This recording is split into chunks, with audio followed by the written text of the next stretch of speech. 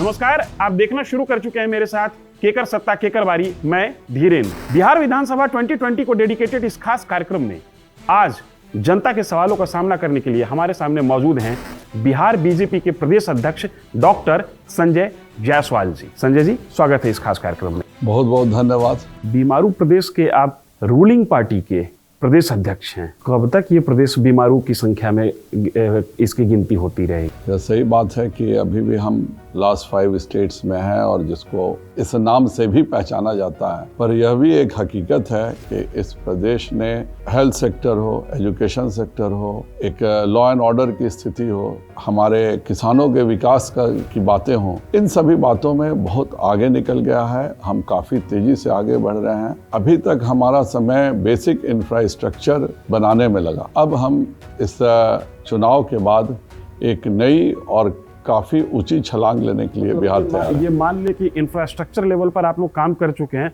अगर अगला मैंडेट आपको 5 साल के लिए मिलता है तो बिल्डिंग दिखाई देगी। बिल्कुल। जब तक सड़कें नहीं हो, बिजली नहीं हो, जब तक मनुष्य की मूलभूत आवश्यकताओं की पूर्ति नहीं हो, आप आगे बढ़ने को सोच ही नहीं सकते हैं। और इन सब चीज़ों के लिए बारे में जो कार्य नीतीश कुमार जी ने किया है और माननीय प्रधानमंत्री जी ने जो एक गरीबों की सोच अपनी न्यूनतम आवश्यकताओं के लिए बढ़ा दी है, उसके कारण बिहार अब आगे तेजी से बढ़ने के लिए तैयार है। ऐसा भी माना जा रहा है कि सुशांत सिंह प्रकरण को बीजेपी कायदे से कैच की, चूंकि सुशांत सिंह के नाम के साथ युवाओं को अट्रैक्ट करना आसान है। आप पार्टी के प्रदेश अध्यक्ष हैं, सफाई देंगे या जवाब देंगे? जहाँ तक सुशांत सिंह जी के जो भी बातें हुई, उसके लिए हम नहीं, महाराष्ट्र सरकार जिम्मेवार है। हर व्यक्ति को लग रहा था कि ये एक हमारा बच्चा जो मुंबई गया, और सैकड़ों हजारों लाखों ऐसे परिवार हैं जिनके बच्चे मुंबई, दिल्ली और विभिन्न शहरों में रहते हैं, उसे कहीं ना कहीं इंसाफ नहीं मिला है। और उसके कारण मध्यम वर्ग, उसके कारण हमारा आम जनमानस इस सोच में था कि इस व्यक्ति के साथ नाइंसाफ़ी हो रही है। भारतीय जनता पार्टी ने इस काम को एक इंसाफ दिलाने की दिशा में आगे बढ़ाया है। इसका राजनीति से कोई संबंध नहीं है। बिहार के बच्चे भारत में या दुनिया में कहीं भी फंसे हुए हों, कहीं भी वो तकलीफ़ में हों, कहीं भी ऐसा लगे कि हम उन्हें इंसाफ नहीं मिल रहा है, तो एनडीए की ये जिम्मेवारी बनती है कि उन्हें इंसाफ दिलाए। प्रतिपक्ष में जो आपके सामने चुनौती बन के खड़ा हो रहे हैं, उनकी उम्र और आपके नेतृत्व की उम्र में बहुत फर्क है। युवाओं को तवज्जो देने की बात होती है तो क्यों नहीं उन्हीं को नेता मान लिया जाए? मैं तेजस्वी जी पर संकेत कर रहा हूँ। मैं भी साफ कह रहा हूँ, एक तो पहले किसी भी व्यक्ति को की सोच ज़्यादा ज़रूरी है। मुझे लगता है कि कहीं ना कहीं सोच में कमी है। मुझे लगता है कि अपनी बातों को वो स्पष्टता से नहीं रख सकते हैं।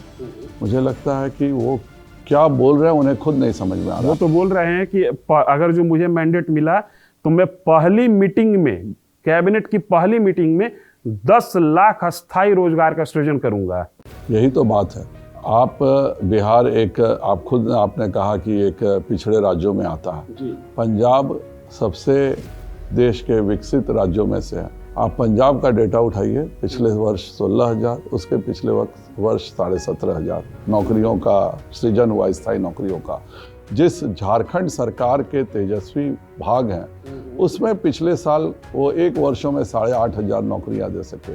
तो जिस स्पीड में उनके सहयोगी दल और जहां पे वो खुद मंत्री में हैं, उनके हिसाब से 10 लाख नौकरियां देने के लिए तेजस्वी को 120 वर्षों की ज़रूरत है। आप युवा हैं, आपकी सोच है, लेकिन सोच का और कार्य में संबंध होना चाहिए।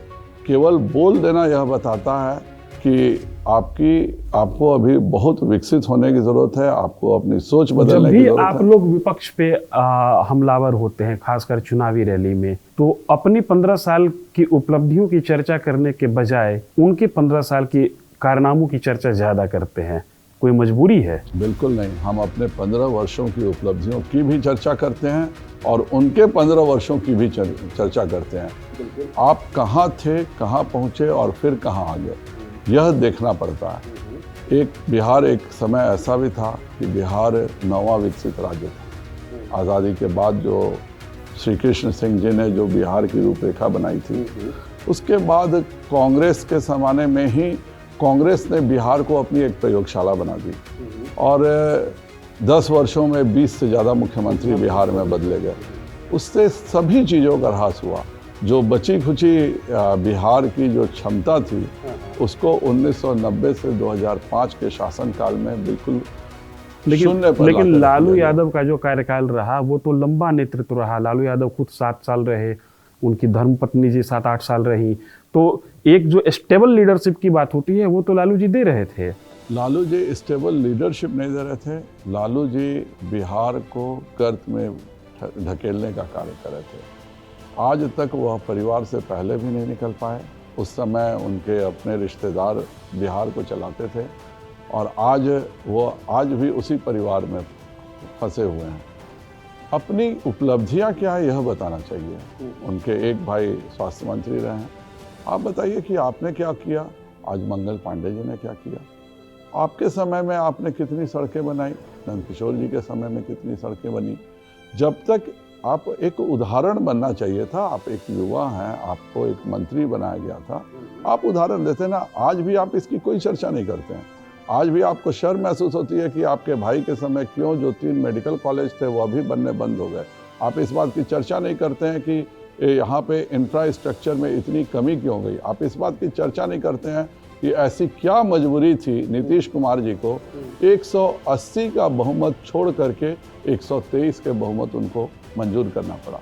ये बातों की चर्चा होनी चाहिए। कोई भी, मैं भी एक राजनीतिक दल का नेतृत्व कर रहा हूँ अभी, मैं कभी नहीं चाहूँगा कि मैं 200 की मेजॉरिटी छोड़ करके 123 की मतलब लगभग 50% की मेजॉरिटी के साथ काम करूँ। यह अपने आप में बताता है कि राजद के साथ उनके गठबंधन में उनको किस तरह से प्रताड़ित किया गया होगा, किस तरह से बिहार का विकास रोकने का काम किया गया होगा, जिसके कारण उन्होंने पुनः एनडीए में आना श्रेयस्कर समझा। 3 वर्षों में उन्होंने इस बात को देखा कि राजद के साथ बिहार का विकास किसी कीमत पे संभव नहीं है। स्वर्गीय रघुवंश प्रसाद सिंह अपने अंतिम दिनों में उन्होंने अस्पताल से कुछ चिट्ठियां जारी की थीं। राजनीतिक गलियारों में इस बात की चर्चा है कि उन चिट्ठियों से एनडीए को फायदा होता हुआ दिख रहा है। आप इत्तेफाक रखते हैं? जो दल रघुवंश जी के बदले इस तरह के व्यक्ति को चुनना चाहे, वही बताता है कि इस दल की अगली दिशा क्या। कोरोना काल में बिहार सरकार की भूमिका से आप कितना संतुष्ट रहे? शुरू में हम थोड़ी सी दिक्कत हुई, पर जितनी तेजी से बिहार सरकार ने कोरोना के लिए कार्य किया और उसमें केंद्र सरकार ने जो सहयोग दिया, और आज पूरे विश्व में सबसे अच्छा रिकवरी रेट बिहार का, मैं भारत की बात नहीं कर रहा हूँ, मैं एक पिछड़े राज्य, एक बीमारू राज्य की बात नहीं कर रहा हूँ, विश्व के किसी भी कंट्री का डाटा 94% ठीक होने का नहीं है, वह बिहार का है। किसी भी विकसित देश से भी 3 गुने जांच की सुविधा वह बिहार की है। एक एक स्थानों पर यह इस चीज़ की चिंता करना कि ऑक्सीजन से लेकर वेंटिलेटर तक का प्रबंध हो जाए, जिसमें बिहार कहीं ना कहीं बहुत पीछे था। और इतनी तेज़ी से इंफ्रास्ट्रक्चर सभी जिलों में डेवलप कर लेना, सभी सब डिवीज़न में डेवलप कर लेना, यह बताता है कि केंद्र सरकार और बिहार सरकार की जब एक सोच हो तो किस तरह से कोई काम कितनी तेजी से। शुरुआत में लोग पैदल चल पड़े थे और बिहार की इमेज ऐसी हो गई कि बिहार स्किल्ड लेबर या लेबर सप्लायर स्टेट है।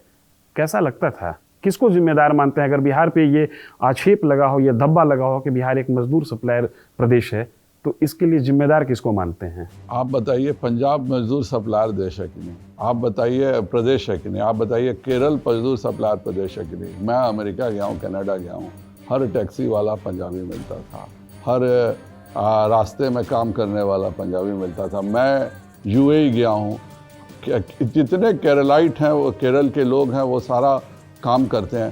देखिए, इशू ये नहीं है, इशू यह है कि कोई मजबूरी से जा रहा है या कोई वही चॉइस जा रहा है। हमारे यहाँ एक बहुत बड़ी संख्या है, पूरा का पूरा हैदराबाद का सॉफ्टवेयर इंडस्ट्री, बेंगलोर का सॉफ्टवेयर इंडस्ट्री, पुणे का सॉफ्टवेयर इंडस्ट्री बिहारियों के द्वारा रूल्ड है। वो इसकी कोई चर्चा नहीं करता। इमेज उनके कारण बनी भी नहीं, इमेज जो इसलिए उस नहीं समय बनी जो कि वो तस्वीर क्यों निकल आएंगे? के आ रही थी नहीं, वो मजदूरों के कारण आ रही थी। वो क्यों आएंगे? वो वेल सेटल्ड हैं, उनको सारी सुविधाएं हैं। हमारे यहाँ से मजदूर भी गए हैं और ये 1990 से गए हैं, कोई शक नहीं है। जो हुआ वह बहुत ही दुखद थी, पर उस समय अगर इस पूरे समय को देखें आप, किसी को नहीं मालूम था कोरोना का इलाज क्या है, किसी को नहीं पता था कि क्या होने जा रहा है। मैं माननीय प्रधानमंत्री जी का आभार व्यक्त करूंगा कि जैसे ये प्रवासियों को लाने की खुला, और हमने भी नहीं सोचा था कि ट्रेनों की व्यवस्था भारत सरकार करेगी, पर भारत सरकार ने आगे बढ़ कर के बिहार सरकार की मदद के लिए पूरे देश से ट्रेनें चलाईं और हम उनका आभार व्यक्त करते हैं। पर अगर वह लॉकडाउन पीरियड जो जुलाई में खुला है, अगर वह मार्च में रहता तो हमारे मृत्यु के आंकड़े 5 लाख से भी ज़्यादा होते। एग्रीकल्चर बिल संसद से पास हो गया है, विपक्ष आक्रामक है, यहाँ का भी किसान जानना चाहता है आपके श्रीमुख से कितना फायदा होगा उनको। बिहार के किसानों को मंडी सिस्टम के बंधन में नहीं है। बिहार के किसान आज भी जहाँ चाहें वहाँ बेच सकते हैं। बिहार के नेताओं की समझ में विपक्षी दल के नेताओं की कमी है, वो समझ ही नहीं रहे बिल क्या है और बिल कैसा है। पंजाब में, हरियाणा में किसान मजबूर है कि उसे अपनी मंडी में ही अपना अनाज बेचना है। यह स्थिति बिहार में नहीं, पहले से नहीं है। बिहार में आपको जो कोई भी अच्छा दाम दे आप बेच सकते हैं। आप खुद अगर पिछले 1 वर्ष में देखिएगा, हमारे यहाँ चावल की खरीद बहुत अच्छी मतलब बिहार पर इसका बहुत ज्यादा असर नहीं, बिहार पे कोई असर नहीं है। बिहार पे असर हमारा है कि एमएसपी हर किसी को मिलना चाहिए। अभी गेहूं की बात करें, हमारे यहाँ बेचने वाला कोई नहीं था, क्योंकि गेहूं की कीमत बाहर ज़्यादा मिल रही थी, तो गेहूं हमारे किसानों ने नहीं बेचा पैक्स को। जबकि अगर वही बात पंजाब की करें, वहाँ उनको बेचने की मजबूरी है, वो चाहे नहीं चाहे उनको गेहूं पैक्स उनके ही मंडी में बेचना है। इस बंधन से मुक्त करा के मैं हमेशा किसानों के बारे में कहता हूँ कि किसानों को भी एक व्यापारी, एक व्यवसायी जैसा सोच किसानों को भी रखनी चाहिए और सरकार को भी रखनी चाहिए। अगर मुझे अच्छा दाम बम्बई में मिल रहा है तो मैं क्यों नहीं मुंबई में अपना अनाज बेच सकता हूँ। इस तरह के बंधन का यह कानून था और इससे मुक्ति का काम किया है तो प्रधानमंत्री श्री नरेंद्र भाई मोदी जी ने किया है। इसके लिए किसान सदैव आभारी रहेंगे। जो धुंध के बादल होते हैं वह ज़्यादा देर नहीं टिकते हैं, और हमने शुरू से देखा है, वह जनधन योजना हो, प्रधानमंत्री ने जितनी भी गरीबों के लिए उज्ज्वला योजना हो, पहले इस पर धुंध फैलाया जाता है और कुछ लोग गुमराह हो जाते हैं, पर 3 से 6 महीने में स्थितियाँ बिल्कुल साफ हो जाती हैं। ऐसा कहा जाता है, विपक्ष के लोगों का ऐसा कहना है कि बीजेपी अब सिर्फ और सिर्फ पिछड़ों की पार्टी बन के रह गई है, यहाँ सवर्णों की भी उपेक्षा हो रही है और दलितों की भी उपेक्षा हो रही है। बीजेपी सभी धर्म, सभी समाज की पार्टी है। आप केंद्रीय में मंत्रियों को देख लीजिए, बिहार में देख लीजिए, सभी समाज को एक बराबर रिप्रेजेंटेशन हमने देने का काम किया। कहीं पर आपको दिखेंगे कि यहाँ आप एक जगह का आकलन कर सकते हैं कि यहाँ अगड़े ज़्यादा हैं, कहीं आपको दिखेंगे पिछड़े ज़्यादा हैं, कहीं आपको लगेगा कि अनुसूचित जाति के ज़्यादा हैं। तो यह अपनी सोच है, इसका कोई नहीं है, पर हम समाज के समन्वय के साथ चलते हैं। कुछ लोगों का कार्य है समाज को बांटना, और वही इस तरह के अनर्गल आरोप बीजेपी पर लगा। राजनीति को अपराध मुक्त किया जाए, कहते सब हैं, करते कम हैं, क्या प्रतिक्रिया है आपकी? हमने करके दिखाया। इस बार का टिकट वितरण आप स्वयं देख सकते हैं, सिर्फ और सिर्फ जमीन से जुड़े हुए भारतीय जनता पार्टी के कार्यकर्ताओं को हमने प्रेफरेंस दिया है। 121 सीटों का जब आकलन करेंगे तो केवल 1 सीट आपको ऐसी मिलेगी जहाँ कोई बाहर से आया, वो सीट हमें लास्ट समय में मिली थी। केवल 2 सीटें आपको ऐसी मिलेंगी जहाँ हमने सहयोगी दल से लिया है, और 2 ही सीट हमने भी अपने सहयोगी दल को दिया है। ये बताता है कि जदयू और भारतीय जनता पार्टी में कितना अच्छा समन्वय है। और चुनाव के समय नेताओं का जो दल बदलने का जो कार्यक्रम होता है, उसमें आपके यहाँ आने वाले लोगों की संख्या कम है, जाने वाले लोगों की संख्या किसी कारण से ज्यादा है। हमारे यहाँ आने वालों की संख्या 0 है। बल्कि एक है, और वह भी विशेष परिस्थिति में, चूँकि आखिरी समय में वह सीट मिली और इसलिए विशेष परिस्थिति में आखिरी समय में आखिरी मिनट पर फैसला लेना पड़ा। मेरा बिल्कुल साफ मानना है प्रदेश अध्यक्ष के तौर पर, हमारा कार्यकर्ता दिन रात खटता है, हमारा कार्यकर्ता बूथों पर काम करता है, हमारा कार्यकर्ता पार्टी को आगे बढ़ाता है, हमारा कार्यकर्ता राष्ट्रीय अध्यक्ष जी के आदेश पर फीड द नीडी कार्यक्रम चलाता है, हमारा कार्यकर्ता प्रधानमंत्री जी के आदेश पर गरीबों की सेवा करता है। तो जब टिकट वितरण की बात आएगी तो हमारा कार्यकर्ता क्यों हम बाहर से किसी व्यक्ति को लेंगे। और इसीलिए इस बार बड़े बड़े लोगों के मुकाबले हमने अपने कार्यकर्ताओं को चुना है, और जब भाजपा का कार्यकर्ता चुनाव लड़ता है तो उसे हराने की क्षमता न किसी अपराधी में है और न किसी धन कुबेर में। विपक्ष की कमी महसूस करते हैं क्या? क्योंकि ऐसी बात कही जाती है दिल्ली से लेकर पटना तक में कि सशक्त विपक्ष नहीं है। कहीं ना कहीं सशक्त विपक्ष से ज्यादा एक समझदार और संवेदनशील विपक्ष नहीं है। झूठ की राजनीति कभी लंबी नहीं चलती है। आप 1 मिनट में चुनाव के समय घोषणा कुछ भी कर दें, इससे आप सोचिएगा कि जनता आपको एक प्रति सम्मोहित हो जाएगी। तो इस तरह के दल मुगालते में है। अफसोस की बात यह है कि चुनाव में विपक्षी दलों को भी जिम्मेवारी के साथ अपनी बात कहनी चाहिए, जिम्मेवारी के साथ एक ऐसा गठबंधन बनाना चाहिए जो बिहार के विकास में हो।